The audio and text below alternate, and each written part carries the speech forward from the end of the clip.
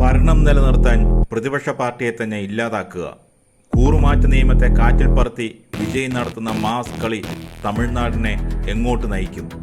Indian രാഷ്ട്രീയത്തിൽ ഇന്നേ വരെ ആരും കളിക്കാത്ത മെഗാ മാസ്റ്റർ പ്ലാൻ. സിനിമയല്ല, റിയൽ പൊളിറ്റിക്കൽ ത്രില്ലർ. തമിഴ്നാട് രാഷ്ട്രീയത്തിൽ ഇപ്പോൾ നടക്കുന്നത് സിനിമയെ പോലും തോൽപ്പിക്കുന്ന ക്ലൈമാക്സ് സീനുകളാണ്. വെറും ഒരു നടനായി വന്ന് പാർട്ടി രൂപീകരിച്ച ആദ്യ തെരഞ്ഞെടുപ്പിൽ തന്നെ തമിഴ്നാടിൻ്റെ മുഖ്യമന്ത്രി കസേരയിൽ ഇരുന്ന വിജയ് ഇപ്പോൾ ഇന്ത്യൻ രാഷ്ട്രീയ ചരിത്രത്തിൽ ഇന്നേ വരെ ആരും ചെയ്യാത്ത ഒരു മെഗാ ഗെയിം കളിക്കുകയാണ്. തമിഴ്നാട്ടിലെ പ്രധാന പ്രതിപക്ഷമായ ADMKയെ തകർത്ത് അവരുടെ MLA മാരെ രാജിവെപ്പിച്ച് സ്വന്തം ബാനറിൽ മത്സരിപ്പിച്ച് തനിച്ച് ഭൂരിപക്ഷം ഉറപ്പാക്കാൻ വിജയിൻ്റെ പുതിയ നീക്കം. സിനിമയിലല്ല, റിയൽ ലൈഫിലാണ് വിജയ് ഈ മാസ് കളി കളിക്കുന്നത്. ഇന്ത്യൻ രാഷ്ട്രീയത്തിൽ തന്നെ ഇത്തരമൊരു നീക്കം ഇതാദ്യമാണ്. എന്താണ് വിജയിൻ്റെ ഈ മാസ്റ്റർ പ്ലാൻ? എന്തുകൊണ്ട് ഈ നീക്കം ഇന്ത്യൻ രാഷ്ട്രീയത്തെ മാറ്റിമറിക്കും? എന്താണ് സംഭവിച്ചത് എന്ന് വ്യക്തമായി നോക്കാം. 2026 തമിഴ്നാട് നിയമസഭാ തെരഞ്ഞെടുപ്പ് ഫലം വന്നപ്പോൾ ആർക്കും വ്യക്തമായ ഭൂരിപക്ഷം ഇല്ലായിരുന്നു. ഒരു തൂക്ക് സഭ. വിജയിൻ്റെ TVK 108 സീറ്റുകൾ നേടി ഏറ്റവും വലിയ ഒറ്റക്കക്ഷിയായി മാറി. കോൺഗ്രസ്, VCK, ഇടതുപക്ഷ പാർട്ടികൾ എന്നിവരുടെ പിന്തുണയോടെ വിജയ് തമിഴ്നാടിൻ്റെ മുഖ്യമന്ത്രിയായി അധികാരം ഏറ്റെടുത്തു. നിയമസഭയിൽ ഭൂരിപക്ഷം തെളിയിക്കുകയും ചെയ്തു. സിനിമ പോലെ തന്നെ കഥ അവിടെ തീരുന്നില്ല. കഥ തീർന്നു എന്ന് തോന്നുമ്പോഴാണ് നായകൻ്റെ എൻട്രി. ഇനിയാണ് വിജയിൻ്റെ യഥാർത്ഥ കളി തുടങ്ങുന്നത്. സഖ്യകക്ഷികളുടെ പിന്തുണയോടെ ഭരിക്കുമ്പോൾ എപ്പോഴും ഒരു പേടിയുണ്ടാകും. അവർ എപ്പോൾ വേണമെങ്കിലും പിന്തുണ പിൻവലിക്കാം. ഇവിടെയാണ് വിജയ് തൻ്റെ രാഷ്ട്രീയ തന്ത്രം പുറത്തെടുത്തത്. ലക്ഷ്യം ADMK. വളരെ ആസൂത്രിതമായി ADMKയിൽ ഒരു വലിയ പിളർപ്പ് വിജയ് ഉണ്ടാക്കി. CV ഷൺമുഖം, SP വേലുമണി എന്നിവരുടെ നേതൃത്വത്തിലുള്ള വിമത വിഭാഗം വിജയിനെ പിന്തുണച്ചു. ഇതിൻ്റെ തുടർച്ചയായി ADMKയുടെ 3 പ്രമുഖ MLA മാരായ മരകതം കുമാരവേൽ, ജയകുമാർ, സത്യഭാമ എന്നിവർ തങ്ങളുടെ MLA സ്ഥാനം രാജിവെച്ച് ഔദ്യോഗികമായി TVK ചേർന്നു. അവർ വെറുതെ പാർട്ടി മാറുകയല്ല ചെയ്തത്, തങ്ങളുടെ MLA സ്ഥാനം ധീരമായി രാജിവെച്ചു. ഇനി ഈ മണ്ഡലങ്ങളിൽ ഉപതെരഞ്ഞെടുപ്പ് വരും. അവിടെ ഇവർ വിജയിൻ്റെ പാർട്ടിയായ TVKയുടെ ഔദ്യോഗിക ചിഹ്നത്തിൽ മത്സരിക്കും.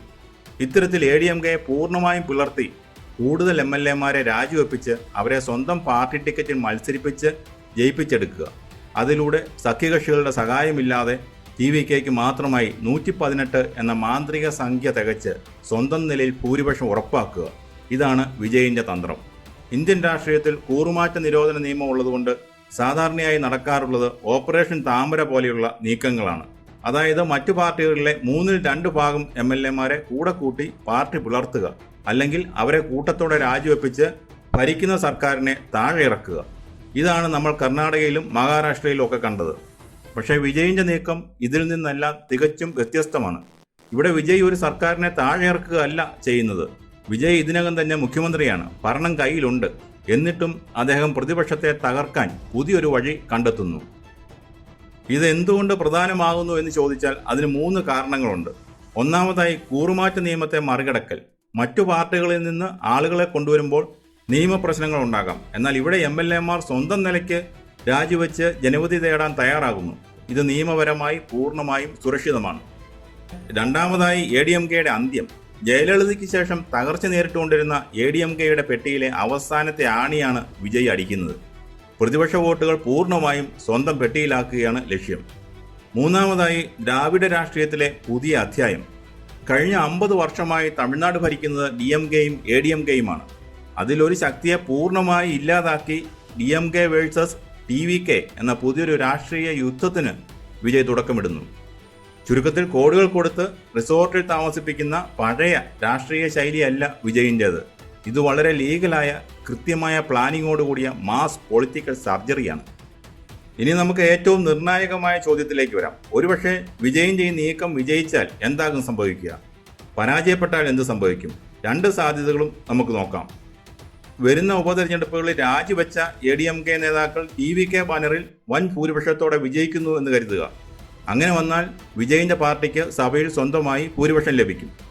ഇത് സംഭവിച്ചാൽ കോൺഗ്രസ് ഉൾപ്പെടെയുള്ള നിലവിലെ സഖ്യകക്ഷികളുടെ ബ്ലാക്ക്മെയിൽ രാഷ്ട്രീയത്തിന് വിജയ് വഴങ്ങേണ്ടി വരില്ല. തമിഴ്നാട്ടിൽ ഒരു മുന്നണി ഭരണം എന്ന അവസ്ഥ മാറി വിജയിൻ്റെ ഒരൊറ്റ ഭരണം നിലവിൽ വരും. അതോടെ തമിഴ്നാട്ടിലെ ഏക പ്രതിപക്ഷമായി DMK മാറും. ADMK എന്ന പാർട്ടി ചരിത്രത്തിൻ്റെ ഭാഗമാകും. ഇത് വിജയിനെ തമിഴ്നാടിൻ്റെ അനിഷേധ്യ നേതാവായി മാറ്റും. എന്നാൽ ജനങ്ങൾ ഈ കൂറുമാറ്റത്തെ അംഗീകരിച്ചില്ലെങ്കിലോ? ഉപതെരഞ്ഞെടുപ്പുകളിൽ TVK സ്ഥാനാർത്ഥികൾ പരാജയപ്പെടുകയും DMKയോ ADMKയോ ജയിക്കുകയും ചെയ്താൽ കളി മാറും.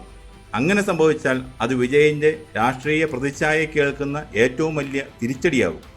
നിലവിലുള്ള സഖ്യകക്ഷികൾ വിജയിനെ കൂടുതൽ സമ്മർദ്ദത്തിലാക്കും.